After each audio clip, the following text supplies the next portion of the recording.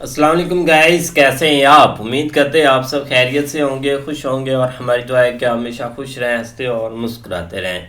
तो देखने जा रहे हैं लोगों के पॉइंट ऑफ व्यू शहबाज शरीफ पर। तो करते वीडियो स्टार्ट और देखते हैं। भाई उसकी पाकिस्तान में इज्जत नहीं है, उसको बूट पालिशा कहते हैं इमाम। ये छोटी मोटी बात नहीं होती। जब आप किसी एक मुल्क में जाते हैं वहाँ पर आपको वेलकम नहीं किया जाता है, तो ये क्या सिग्निफाई करता है? अभी गाना हमें अच्छा नहीं लगा।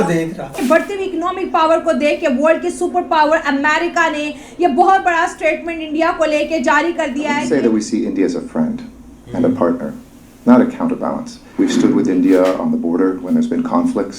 We've recognized since 1952 the command line. जो बंदा अवाम के वोटों से ही नहीं आया, जो चोर डकैती कर कर आया है, जिसके पास ना मैंडेट है, अवाम उसको गालियां देती है, अवाम उसको कहती है बूट पॉलिश कहती है, मतलब उसकी पाकिस्तान में इज्जत नहीं है, बाहर की इज्जत करेगा कोई? प्रेसिडेंट है रजब तैयब एर्दोगान, वो हमेशा कश्मीर का जिक्र यूनाइटेड नेशंस में किया करते थे जनरल असेंबली में। इस दफा उन्होंने नहीं किया। क्या वजह है? बाकी ममालिक भी जो हैं वो अब जिक्र नहीं करते। पर्टिकुलरली अगर आपको याद हो, जब 2019 में इंडिया ने जो कश्मीर का एक स्पेशल स्टेटस था वो रिमूव कर दिया। इंडिया को अपना फ्रेंड एंड पार्टनर मानता है, नॉट अ काउंटर बैलेंस। हम बात करेंगे इसमें चाइना की भी। उन्होंने कहा कि इंडिया के बॉर्डर के ऊपर चाइना का जो एग्रेशन है वो एक्सेप्टेबल नहीं है, और अगर चाइना एग्रेशन दिखाता है तो हम इंडिया का सपोर्ट करेंगे, क्योंकि यूएस इंडिया को अपना फ्रेंड एंड पार्टनर मानता है। मैं उसकी इज्जत नहीं कर सकता। आप कह रही है दुनिया में उसकी इज्जत क्यों नहीं है? नहीं कर रही भाई इज्जत, दुनिया ही उसकी इज्जत नहीं कर रही। पाकिस्तान में असल मुद्दा ये है। आपका भी सवाल इसी बुनियाद पे है कि मोदी की इज्जत हुई है, जनाब शहबाज शरीफ की नहीं हुई। आज टर्की ब्रिक्स का मेंबर बनना चाहता है, जिसका इंडिया एक इम्पोर्टेंट प्लेयर है। सो टर्की को इस चीज का पता है कि अगर हमने कश्मीर का जिक्र किया या तो हमारे लिए मुश्किलात पैदा हो सकती हैं। द पॉइंट इज दैट कि उसको पाकिस्तान में इस वक्त नहीं पसंद किया जा रहा। अच्छा, मोदी का इस्तेमाल करने वाले कौन लोग हैं? इंडियंस, इंडियंस है। अमेरिका वाले तो नहीं आए ना? अमेरिका वाले भी थे, लेकिन इंडियंस बहुत बड़ी तादाद में, बड़ी तादाद में। मेन मुद्दा ये है, इस चीज का एहसास है, उनको इस चीज का एहसास है और उनको इस चीज का पता है कि अब पाकिस्तान के साथ कश्मीर के इशू के ऊपर कोई नहीं खड़ा हुआ। आप कंसिस्टेंट जाके स्पीचेस निकाल लें। इंडिया की बात की जाए तो वो एक पावरफुल स्टेट है, डेवलपिंग कंट्री है, और जो बहुत अच्छे तरीके से डेवलप हो रहा है हर फील्ड में, ठीक है। तो इस हवाले, और फिर देखें चाइना पड़ता है एशिया में, तो अगर चाइना के अलावा कोई दूसरी बड़ी पावर है तो वो इंडिया है।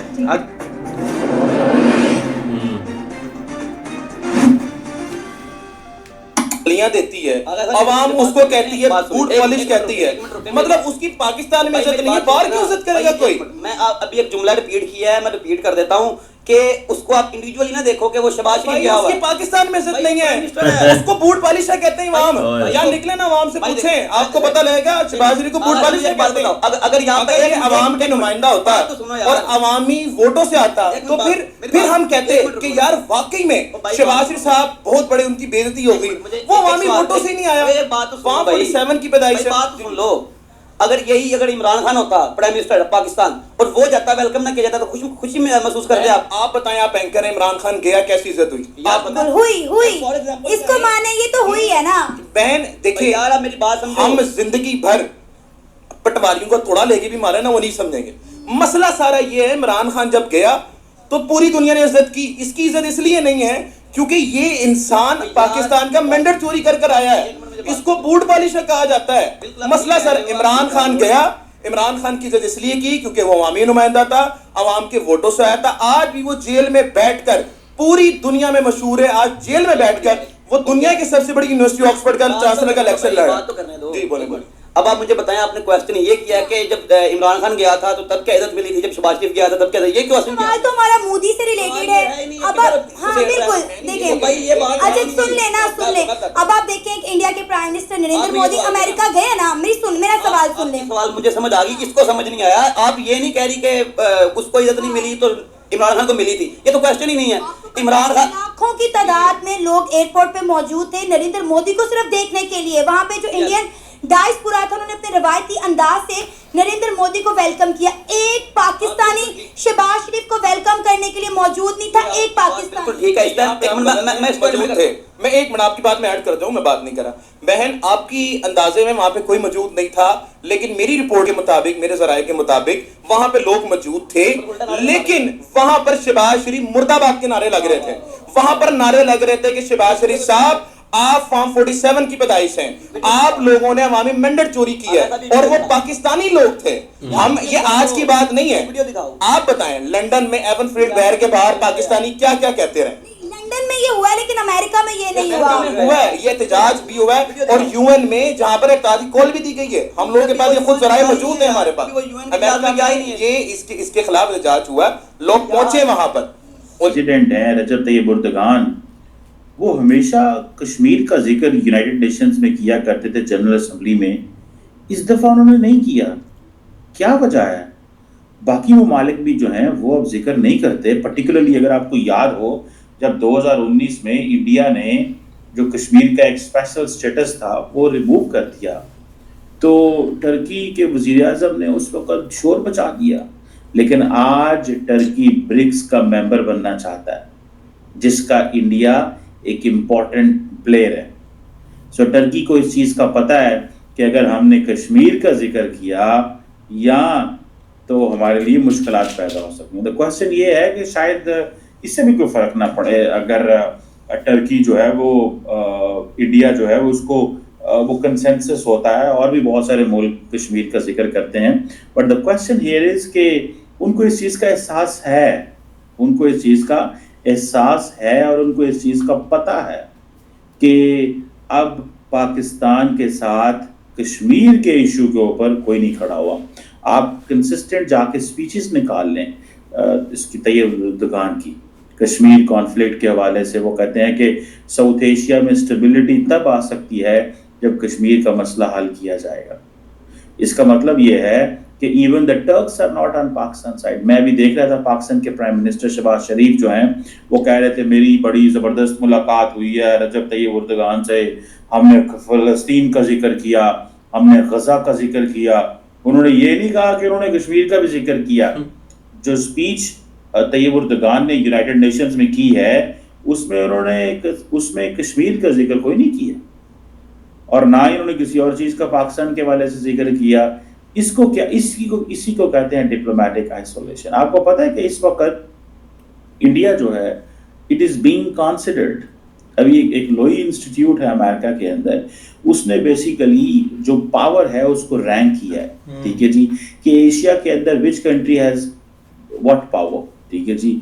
और 2024 की जो एशिया पावर इंडेक्स है जिसे कहते हैं ना, जो इंडिया को they have put at number 3, ठीक है जी।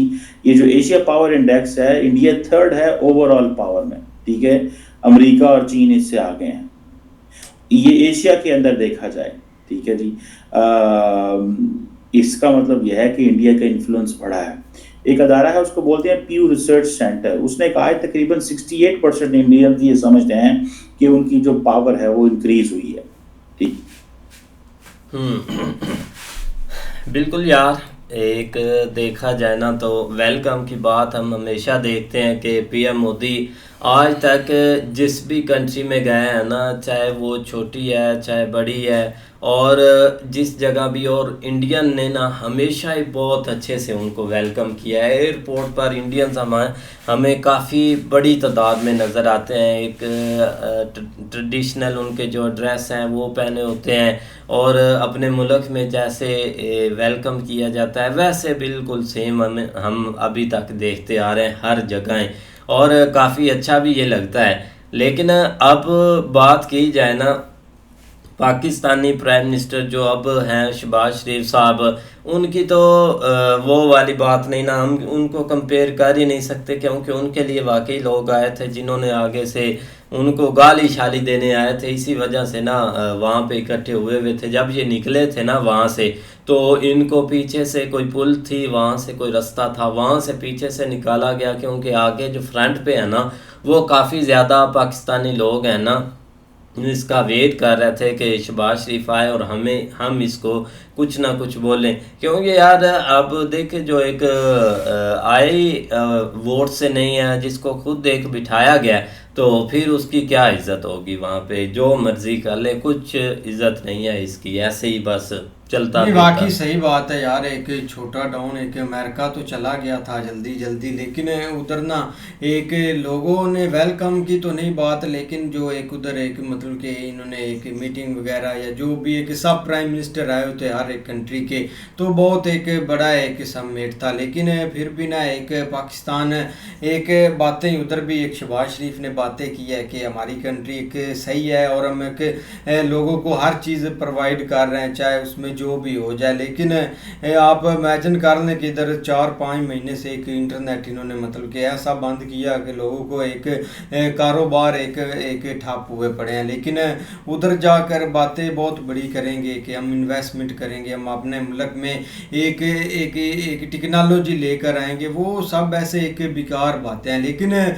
जो सबसे बड़ी बात है ना कि इस दफ़ा एक किसी ने एक कश्मीर का जिक्र नहीं किया। अब पहले होता था जो भी एक प्राइम मिनिस्टर एक UN असम्बली में जाते थे ना, तो वो एक कश्मीर का मुद्दा उठाते थे, तब जाकर उनका एक कंप्लीट होता था टूर। लेकिन इस दफ़ा शहबाज शरीफ ने भी नहीं नाम लिया और एक तैयब उर्दगान ने भी नहीं नाम लिया, वो भी एक चुप करके बैठ गया, क्योंकि आगे लोग और अपना एक जो कंट्री है उन्होंने भैया अपना फ़ायदा एक देखना होता है। और ब्रिक्स को काफ़ी एक कंट्री एक ज्वाइन कर रहे हैं। पाकिस्तान ने भी एक अपनी एक भेजी हुई है कि हमें भी कुछ ऐड वगैरह कर लो, लेकिन ये अभी तक एक मुझे नहीं लगता है कि एक ईजी होगा, क्योंकि इंडिया बहुत बड़ा एक प्लेयर है उसमें, और एक रशिया एक हेल्प तो कर रहा है पाकिस्तान की कि ये आ जाए, चाइना भी चाहता है लेकिन इंडिया नहीं चाहता।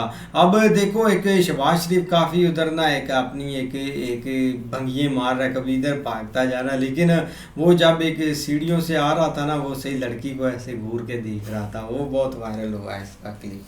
नहीं ऐसे ही है, लेकिन ये कि एक अभी के लिए वहाँ पे UN में जो सबसे ज़्यादा मुद्दा जो हाईलाइट रहा है ना, वो अभी पाकिस्तान और बांग्लादेश की जो थोड़ी सी एक क्लोज वो हो रहा है ना, वो काफ़ी एक न्यूज़ में, उसकी वजह पता नहीं पीछे क्या है, क्योंकि एक जो बांग्लादेश का अभी प्राइम मिनिस्टर एक वहाँ पे है वो, और एक पाकिस्तान के जो इधर के हैं जो वो मतलब काफ़ी एक उनकी आपस में जो है ना वो चीज़ें चल रही हैं, मीडिया के ऊपर भी है लेकिन उसके पीछे बैकवर्ड जो है ना वो स्टोरी अभी तक जो है ना वो पता नहीं क्या है, कि ज़्यादा ये कहते हैं कि एक ये सब जो कुछ भी बांग्लादेश के अंदर हुआ है वो एक प्री प्लान था, और उसमें जो है ना वो यही चीज़ थी कि किसी तरीके एक जो बांग्लादेश की प्राइम मिनिस्टर है जिसका झुकाव एक इंडिया की तरफ था ना, उस चीज़ को एक ख़त्म करना था, तो वो एक कामयाब एक हुआ। तो उसके बाद एक अभी के लिए बांग्लादेश को भी माल मिलेगा, लेकिन पाकिस्तान को भी मिल गया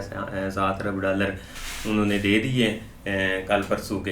तो ये चीज़ें जो है ना वो मतलब ज़्यादा डिस्कस की जा रही हैं। बाकी एक इज़्ज़त की बात करें तो भाई एक जो कंपैरिजन तो बनते ही नहीं है, एक आप सोच भी नहीं सकते, क्योंकि वो एक 140-45 करोड़ आबादी के एक प्राइम मिनिस्टर हैं, उनका एक और सीन है, वो एक वहाँ पे एक जमहूरियत है, वहाँ पे बहुत सारी चीज़ें जो कि मतलब पाकिस्तान एक सोच भी नहीं सकता अभी तक। लेकिन इधर अगर इंटरनल बात करें तो भाई एक शहबाज शरीफ या जो भी चीज़ें हैं ना, जो एक अवाम है ना 70% वो तो भाई इनके साथ है नहीं, क्योंकि आप कोई भी इंटरव्यू उठा के देख लें, कोई भी एक यहाँ के लोगों का एक रिव्यू देख लें, तो कोई भी इनके हक़ में बात करता आपको नज़र नहीं आएगा। उसकी वजह ये है कि क्योंकि एक यहाँ पे एक जो अभी फेमस हुआ वो फार्म 45 है, क्योंकि एक जो है ना वो मतलब इन्होंने इलेक्शन हार गए थे, उसके बाद एक खुद से रिज़ल्ट बना के इसको आगे लेके आए, लेकिन वो हर एक उस स्टोरी का पता है। और इस हवाले से वहाँ पे लोग एक इस दफ़ा इकट्ठे थे अमेरिका के अंदर के, कहीं ये हमारे सामने आए, इसको हम सुनाएं, लेकिन इसके आसपास काफ़ी उन्होंने इस दफ़ा सिक्योरिटी रखी है, क्योंकि उनको पता था कि ये टारगेट होगा इस दफ़ा, और इसको जो आने जाने का रास्ता दिया है वो भी एक रेस्टोरेंट के पीछे से है, अभी उधर से ही आया जाए, ताकि लोग जो है ना वो इसको एक फेस ना करें और एक वो एक बदमगजी जो है ना वो वहाँ पे पैदा ना हो। तो ये चीज़ें वहाँ पे की गई हैं।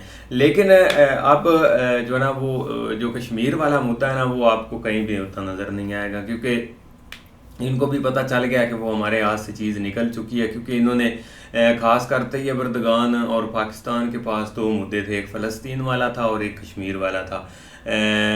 उसके ज़्यादा वो फ़लस्तीन को लेके उड़ता था और थोड़ा बहुत कश्मीर का टच। जब उसने देखा कि दोनों भाई मेरे हाथ से ये चीज़ें निकल गई हैं, क्योंकि जब ये चीज़ें फ्रंट फुट पे आई हैं तो उस वक़्त किसी की ज़रूरत नहीं हुई है कि इसके बारे में कोई एक सीन क्रिएट कर सके, या कोई एक होता है ना बंदा कुछ ना कुछ करे लेकिन इसमें दोनों कंट्री जो है ना वो पूरी तरह एक फेल हो चुकी है, क्योंकि इन्होंने दोनों ने इन दोनों मुद्दों के ऊपर बहुत खाया और एक मुस्लिम कंट्री से खाया। लेकिन जब एक ये चीज़ें फ्रंट पे आई हैं तो ये बिल्कुल खामोश हो चुकी हैं। इस दफ़ा भी आप देख लें, मुझे लगता है पाकिस्तान के अंदर पाकिस्तान के प्राइम मिनिस्टर ने शायद तकरीर की है या एक वज़ीर दिफा ने की है वहाँ पे, तो उसमें भी कोई ख़ास जिक्र आपको नहीं मिलेगा, क्योंकि जो एक दो ही मुद्दे होते थे जिसके ऊपर ये जाके तड़ियाँ लगाते थे। तड़ियाँ तो खैर नहीं, मतलब ये थोड़ा हाईलाइट करते थे, जिस तरह इमरान खान ने वहाँ पे जाके तकरीर की, उसने ये दो मुद्दे काफ़ी उठाए थे।